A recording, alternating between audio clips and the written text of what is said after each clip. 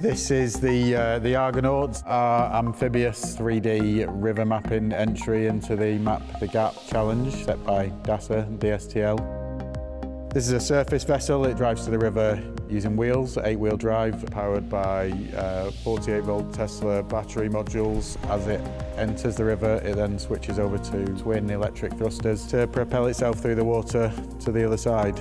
It can enter the river in quite challenging terrain, controlled through a Wi-Fi telemetry and a backup hand controller. It can operate in up to 3 knots of current safely.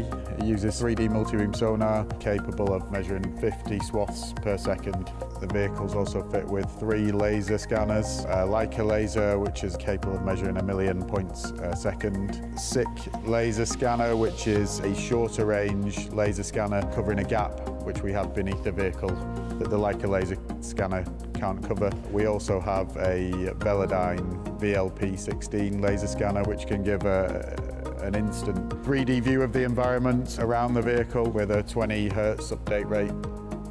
All that is positioned by a high-end inertial navigation system, taking measurements 200 times a second, measuring angles, the orientation of the vehicle down to an accuracy of 0.01 degree. Yesterday we had the ADCP acoustic Doppler current profiler fit to the vehicle, which measures the full current profile through the water column for a full profile across the river or for anywhere the vehicle went. We control the vehicle through a ground control station, acquiring all the data and storing all the data. We can make immediate measurements on a 2D plan view. We can take cross profiles immediately as the data comes in live. We also digitally transfer the data over Wi-Fi back to a PC in our control van. Within a couple of minutes we can view the high resolution data in a 3D environment to make more detailed measurements, get a better interpretation for the environment that we've surveyed. So we started off easy with the trials. We launched from a slipway in Hale Harbour, ran various loops around areas in the harbour. During different parts of the morning there were different currents, different flows, different speeds of entry, different levels of autonomy testing. Once the tide was too low to work there, we moved over to the beach, a little bit further up the estuary, manoeuvred the vehicle on sand, through sand dunes, using the tracks, and a little bit in some very shallow water on the estuary.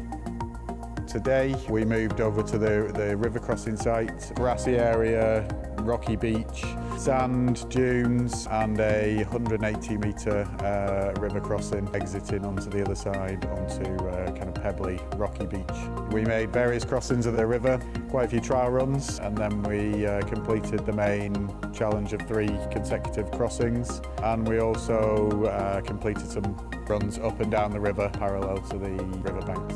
We then tested the off-road capabilities, going up sand dunes, slope climbs, various different terrain, dips and slopes and banks with the vehicle on the land.